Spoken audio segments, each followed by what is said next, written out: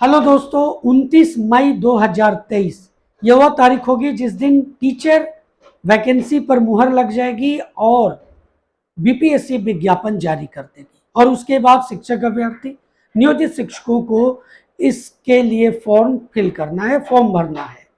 और अगस्त के अंतिम सप्ताह में जो बीपीएससी के द्वारा तिथि का निर्धारण किया गया है, परीक्षा में बैठना है और उसके बाद सितंबर अक्टूबर तक इसका रिजल्ट दे दिया जाएगा और यह क्लियर हो जाएगा कि इस परीक्षा में कितने शिक्षक अभ्यर्थी और कितने नियोजित शिक्षक सफल हुए।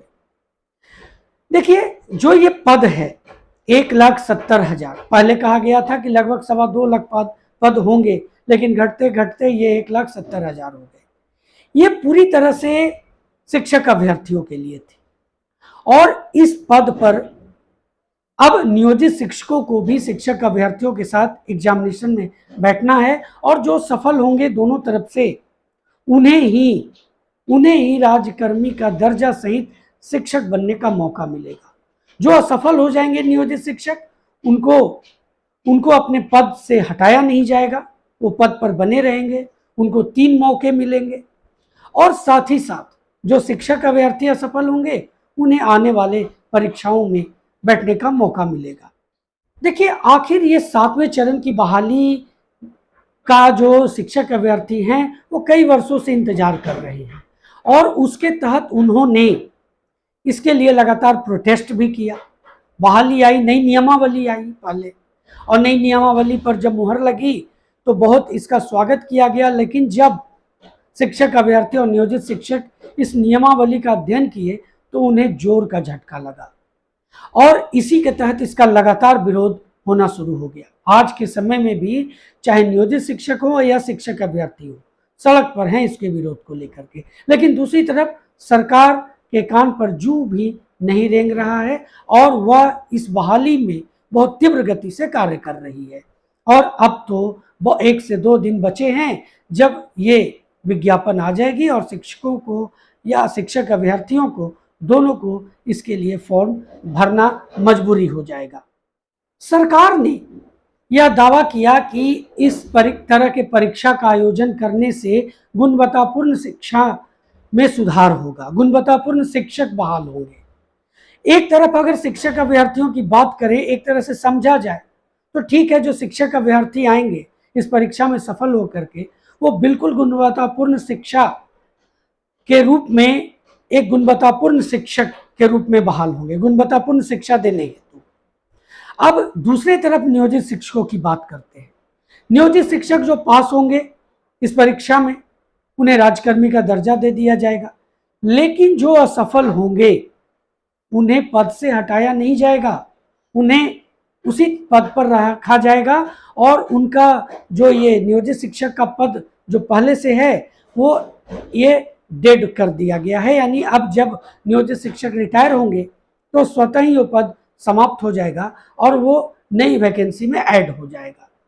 प्रश्न यह उठता है कि जब नियोजित शिक्षकों को हटाना ही नहीं है, उन्हें रखना ही है, तो फिर क्या वो ये जो नियोजित शिक्षक जो असफल होंगे वो अब विद्यालय में नहीं पढ़ाएंगे आने वाले समय में? अगर वो विद्यालय में पढ़ाएंगे तो कहाँ गुणवत्तापूर्ण शिक्षा की पूर्ति होती है? तो आखिर क्यों नियोजित शिक्षकों को इस परीक्षा में सम्मिलित किया जा रहा है? आखिर सरकार की क्या मंशा है? इसी पर आज हम लोग चर्चा करेंगे इस वीडियो में। दोस्तों, एक एक पॉइंट के ऊपर मैं आपके बीच चर्चा करूंगा, आपके बीच रखूंगा कि आखिर नियोजित शिक्षकों को इस परीक्षा में सम्मिलित करने के पीछे सरकार की क्या मंशा है। तो चलिए एक एक करके इसके बारे में जानते हैं। लेकिन उसके पहले अगर आप चैनल पर नए हैं या अभी तक चैनल को सब्सक्राइब नहीं किया है तो चैनल को सब्सक्राइब कर लें, बेल आइकन को जरूर प्रेस करें ताकि आने वाले सभी वीडियोस का नोटिफिकेशन सबसे पहले आपको मिल सके। क्योंकि 29 मई को मुहर लगेगी और 29 मई से मैं आपके बीच इसकी तैयारी रेगुलर कर दूंगा। इसके पहले भी मैंने 3 से 4 वीडियो इस एग्जामिनेशन को लेकर के आपके बीच में शेयर किया है और अब तो रेगुलर हो जाएगा। दोस्तों, मेरे समझ से नियोजित शिक्षकों को सरकार के द्वारा इस परीक्षा में सम्मिलित करने के पीछे अगर प्रमुख मंशा देखा जाए तो यह है कि एक बहुत बड़ी मांग हो रही थी पहले से राजकर्मी का दर्जा का, और नियोजित शिक्षकों की संख्या लगभग 4.5 लाख है। अब इस अगर सभी को राजकर्मी का दर्जा दे दिया जाए तो सरकार पर एक वित्तीय बोझ बहुत अधिक बढ़ जाएगी। लेकिन अगर वो 1,70,000 जो पद सृजित किए गए हैं, जो सभी तरफ से डिमांड के थ्रू सभी जिलों से मांगे गए, और उसमें ये क्लियर हुआ कि कुल पद प्राथमिक से लेके उच्चतर माध्यमिक तक जो 1,70,000 हैं, उसी पर इन्हें रखा जाए और इसमें जो पास हो उसे राजकर्मी का दर्जा दे दिया जाए, तो इस पर सरकार की जो वित्तीय बोझ है वो कम हो जाएगी। जो नियोजित शिक्षक लगातार अपनी मांगों को लेकर के सरकार को घेरते रहते हैं, वो जो असफल हो जाएंगे इस एग्जामिनेशन में, वो फिर इस लायक नहीं रहेंगे कि वो अपनी मांगों को रख सके, क्योंकि सरकार के पास एक बहुत बड़ा शस्त्र होगा प्रतियोगी परीक्षा का कि आप तो इस लायक भी नहीं है कि आपको इस पद पर रखा जाए, ये तो हमारी कृपा समझिए कि आपको हटाया नहीं गया। तो इस तरह के जो बातें होंगी वो सामने आएंगी और नियोजित शिक्षकों के पर बिल्कुल काट दिए जाएंगे सरकार के द्वारा। तो ये एक बहुत बड़ी मंशा है सरकार की। दूसरी यह है कि अगर सभी नियोजित शिक्षकों को राजकर्मी का दर्जा दे दिया भी जाए बिना शर्त, और ये 7वें चरण की जो बहाली हो रही है उसमें प्रतियोगी परीक्षा का आयोजन किया जाए, तो कल शिक्षक अभ्यर्थी ये प्रश्न उठा सकते हैं सरकार के सामने कि आखिर जो पहले से जो शिक्षक बहाली हुई उन्हें बिना शर्त राजकर्मी का दर्जा दे दिया गया, और हम जो कई वर्षों से इसकी मांग कर रहे हैं 7वें चरण की, क्योंकि ये नए तरह से डिमांड नहीं हो रहा है, ये कई वर्षों से इसका डिमांड हो रहा है 7वें चरण की मांग का, इसको लेकर के लगातार प्रोटेस्ट हो रहा था शिक्षक अभ्यर्थियों के द्वारा। तो ये प्रश्न उठेगा कि हमसे परीक्षा क्यों, जब उनसे परीक्षा नहीं तो हमसे परीक्षा क्यों। तो यहाँ सरकार बचती दिख रही है, इसलिए ये परीक्षा का आयोजन हो रहा है। देखिए सबसे महत्वपूर्ण बात क्या है वो मैं अब आपको बताता हूँ। देखिए 1,70,000 पद हैं और उस पर शिक्षक अभ्यर्थी और नियोजित शिक्षक दोनों इस परीक्षा में शामिल होंगे और दोनों इसमें सफल होंगे। जो नियोजित शिक्षक इस परीक्षा में सफल होंगे उनका जो पद रिक्त होगा सरकार के सामने अगले वैकेंसी के लिए वो पद सामने आ जाएंगे।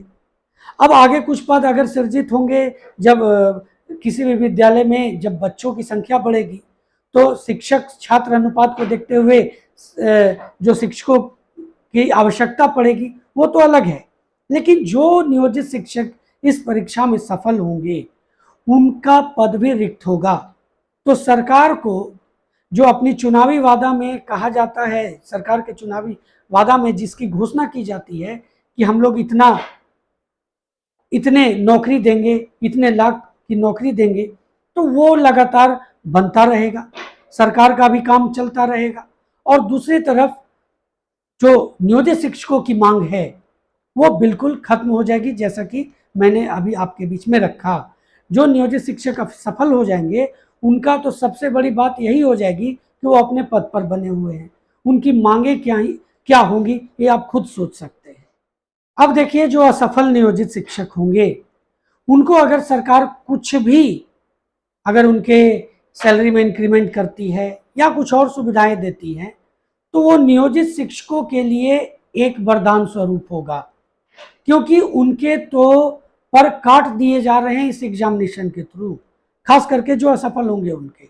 इसलिए वो अब अपनी मांगों को आगे बेहतर तरीके से नहीं रख पाएंगे। सरकार ये कह देगी कि तो फिर आइए प्रतियोगी परीक्षा से लीजिए राजकर्मी का दर्जा। तो इस तरह की बातें सरकार के लिए बहुत ही बेहतर हो जाएगी और जो लगातार प्रोटेस्ट होता है नियोजित शिक्षकों की तरफ से वो नहीं होगा। और सबसे बड़ी बात, बिल्कुल गुणवत्तापूर्ण शिक्षा चाहिए। गुणवत्तापूर्ण शिक्षा के लिए गुणवत्तापूर्ण शिक्षक की बहाली भी होनी चाहिए। लेकिन जो वर्षों से बहाल नियोजित शिक्षक हैं, अगर जो असफल हो रहे हैं उन्हें नहीं हटाया जा रहा है तो फिर गुणवत्तापूर्ण शिक्षा की बात करना बेमानी है। अगर यही करना है सरकार को, गुणवत्तापूर्ण शिक्षा बहाल करना है और गुणवत्तापूर्ण शिक्षा के लिए गुणवत्तापूर्ण शिक्षक की बहाली करनी है। तो ये अभी नज़र नहीं आएगा, ये आने वाले समय में कुछ समय के बाद नज़र आएगा, जब इस तरह के लगातार प्रतियोगी परीक्षा होगी टीचर एग्जामिनेशन के लिए। तो यहाँ पर ये जो पद हैं 1,70,000, ये पूरी तरह से शिक्षक अभ्यर्थियों के लिए होनी चाहिए, क्योंकि सरकार ने एक तरफ क्लियर कर दिया है कि जो नियोजित शिक्षक के पद होंगे वो मृत घोषित हैं। यानी कि अब जो नियोजित शिक्षक जिस पद पर हैं, जो इस प्रतियोगी परीक्षा में सफल होकर के राजकर्मी सहित शिक्षक बन जाएंगे, उनका पद स्वतः समाप्त हो जाएगा और वो नव पद के रूप में सृजित हो जाएंगे। जो नियोजित शिक्षक रिटायर करेंगे, उनका भी पद मृत हो जाएगा और वो भी नव सृजित पद हो जाएंगे और वो भी वैकेंसी के रूप में आगे आएगी। तो फिर नियोजित शिक्षकों को इस परीक्षा में सम्मिलित करना मुझे नहीं लगता किसी तरह से न्यायोचित है। दोस्तों, यह एक मेरी निजी राय है। आपको ये राय कितना अच्छा लगता है, जो मैंने बातें आपके बीच में रखी वो आपको कितना बेहतर लगी, इसके लिए ज़रूर कमेंट करें। अगर ये वीडियो आपको अच्छा लगा है तो लाइक करना बिल्कुल भी ना भूलें। चैनल पर नए हैं या अभी तक चैनल को सब्सक्राइब नहीं किया है तो चैनल को सब्सक्राइब कर लें, बेल आइकन को ज़रूर प्रेस करें ताकि आने वाले सभी वीडियोस का नोटिफिकेशन सबसे पहले आपको मिल सके। तो दोस्तों, मिलते हैं अगले वीडियो में, तब तक के लिए जय हिंद।